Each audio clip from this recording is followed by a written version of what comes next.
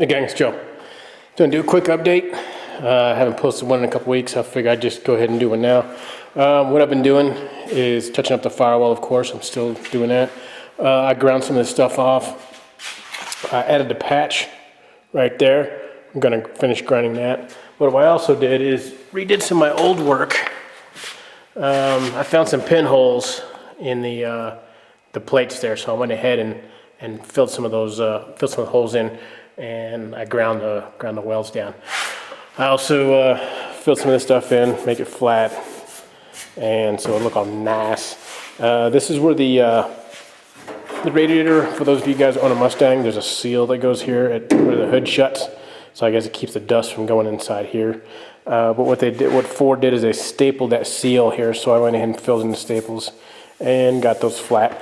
Now I just need to do some dolly work to finish this out, because you can see, I think right there, you can really see some of the humps in this thing. So, the lovely lady humps. Anyway, I'm going to dolly this smooth the best I can. And yeah, hopefully done with that piece here. This is going to be done soon too. I'll finish this, take all the black off, take all this Pour 15 undercoating. I don't know, man. The Pour, I think it worked, but like I said, this car lived in a garage. I lived in a barn while I was gone, so I can't speak for durability and against the weather or being out in the elements, but kept the car from rusting while I was in the barn, while I was overseas. At any rate, that's the plan. What I need to do is I'm just going to go ahead and finish grinding all this stuff, so at least it make some progress. I think the last time I put the sway bar mounts in. I got the sway bar mocked up and good. So once I'm done with this, I'm going to prime it. I'm actually going to do the dolly work, body work, primer. I'll get all that done and hopefully have this, at least the front end, in primer.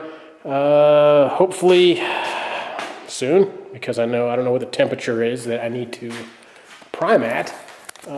Also, if anybody has any suggestions of where they get their primer and what primer to use, I would definitely take that. A seam sealer too. I'm going to seam seal the thing. So I guess my question is I guess it probably depends on the tech sheet on when I prime or what I use primer. But what would you guys use for primer once all the body work's done in there? Primer sealer, and I'm probably gonna, I don't know if I should etch coat it first or what. I'm not a body work guy, so I know there's hundreds of videos out there. My mind's running blank right now because I'm just been busy and tired and everything else. Billy, I want to give a shout out to Cobra Fanatic. He put one of these in his car, and I went ahead and picked one up too while I had spare cash. This little dude is, man, it's expensive. I can't believe it. Just for this, I mean, and there's no really, I mean, it looks nice, really, don't get me wrong. Scott Drake did a really nice job of making this guy up.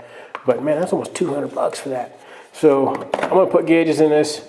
I was kicking around the idea of just putting sheet metal in the holes. It's got a light. It is got a light. Should be prepped for this. Sorry about this, guys.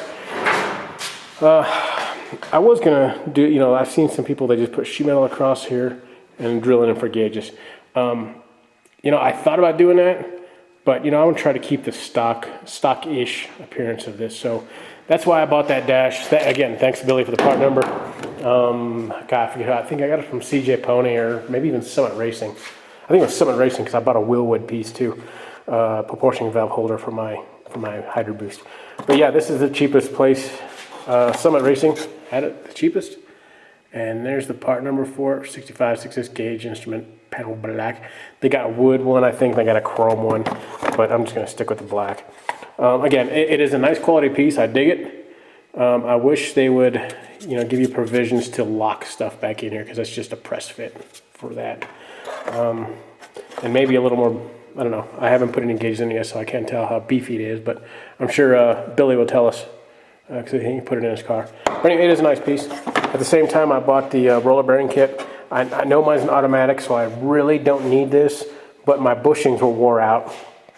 And I figured for the cost, may as well. So it's a pretty straightforward process. This is, my car's an automatic, so I just have a brake pedal, of course. So you just simply die grind the old bushings out and knock them out. They're plastic bushings that like these bushings I had, mine were flat wore out, so the pedal moved side to side a lot and around, and it kind of bound up in there. But what you do is once you grind that piece out, it's really easy. Knock it out, and you put these roller bearings in. Let's see if I can get one of these bad boys out. I went ahead and welded the washers in, just because I think it'd be easier. So what I'm going to do next is, buy a sandblaster maybe, and sandblast this thing and then paint it black. But here's the roller bearings that go in there. For those of you guys who have manuals, it probably work pretty well. But I went ahead and did that too, same time. So make a little progress the best I can. I have to use a stock pin because the pin that came with the kit again, I got this from Scott Drake. It's a manual pin, so it's a little longer, and it's meant to weld to your clutch pedal, if I remember correctly. Let me see if I can find a pin, guys, real quick. Don't know where it's at, but yeah, I think I put it away. At any rate, it's a longer pin, of course, for the clutch pedal, and you weld it on the end of your clutch pedal, and you slide it in that to your, I guess, pedal holder here, and then you bolt it up, and it makes it a lot easier because when you have obviously the clutch pedal, it's constantly getting pushed on and not quite square depending on your foot or if you're racing.